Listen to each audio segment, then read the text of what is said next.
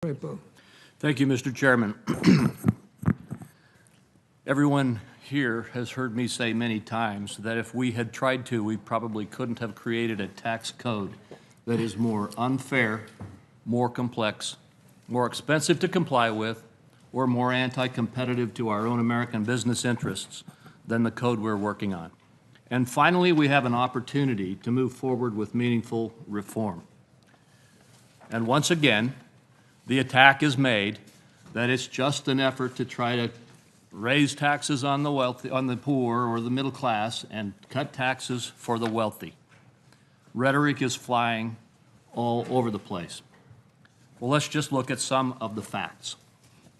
We all have in front of us, or should, the distributional charts that have been put out by our own tax writers and assistants.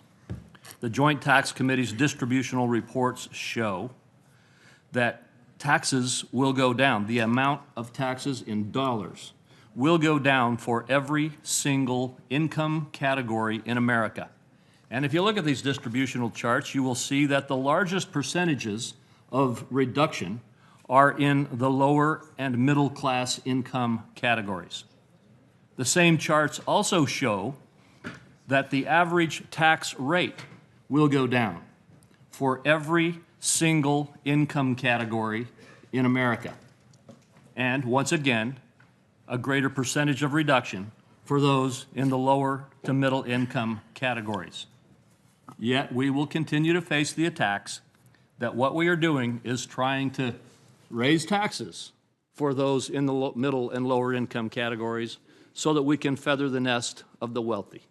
The opposite is the case. If our tax reform can save millions of additional lower and middle income families from having to save their receipts and dig them up again each year at tax time, don't tell them that's not a meaningful benefit. If the simplification of our tax code can further save those lower and middle income families from the need to pay potentially hundreds of dollars a year for someone else to prepare their tax returns because the code is so complex, don't tell them that's not a benefit. If every single member of every single bracket of income earners in America gets a tax reduction, and the biggest percentage of tax reduction goes to those in the middle and lower income categories, don't tell them that we're raising their taxes.